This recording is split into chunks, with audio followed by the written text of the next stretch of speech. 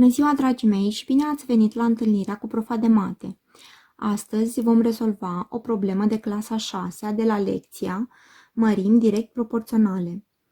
Ne spune așa: măsurile unghiurilor unui triunghi sunt direct proporționale cu 3, 7 și 8. Deci avem un triunghi ABC.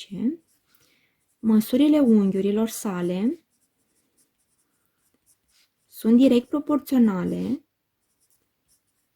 cu numerele 3, 7 și 8. Aflați măsurile unghiurilor triunghiului.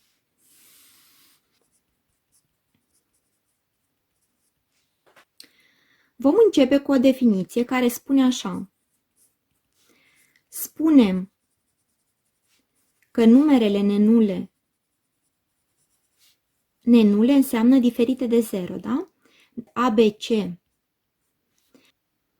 sunt direct proporționale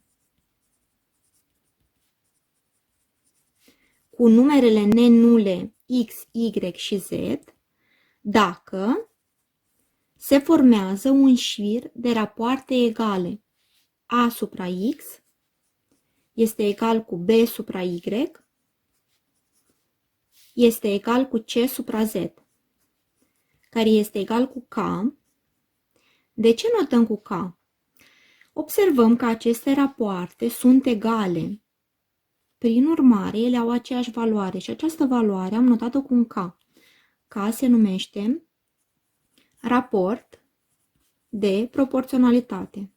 Dacă ne uităm bine, în cazul nostru, numerele noastre ABC sunt măsurile unghiurilor, iar numerele X, Y și Z sunt numerele 3, 7 și 8.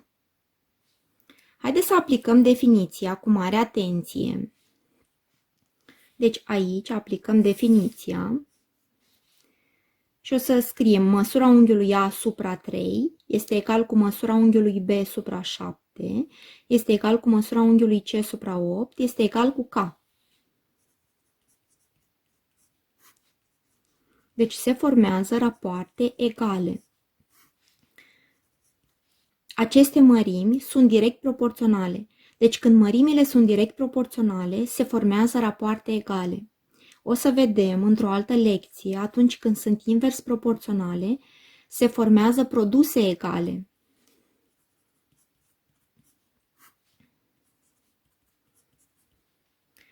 Și acum, primul raport îl egalăm cu K.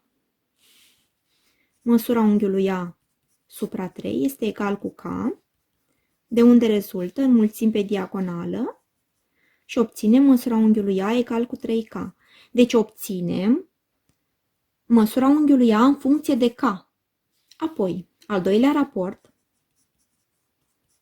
îl egalăm cu K. Analog, înmulțim pe diagonală și obținem măsura unghiului B în funcție de K. Analog facem și cu al treilea. Măsura unghiului C egal cu 8K.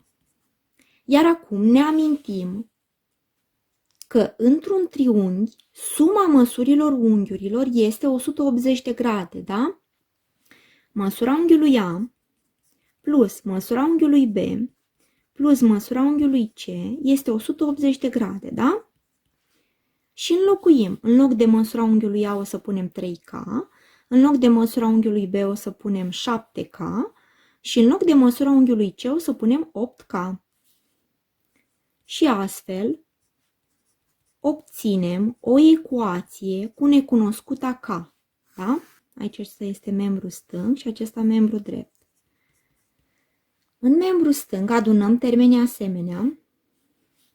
18K este egal cu 180, de unde rezultă K este egal cu 180 împărțit la 18, adică 10. Și dacă l-am aflat pe K, putem să-l înlocuim aici, da?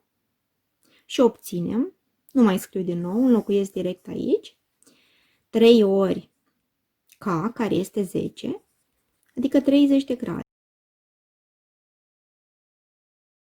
Înlocuiesc din nou pe K, măsura unghiului B, 70 de grade. 8 ori 10, 80 de grade.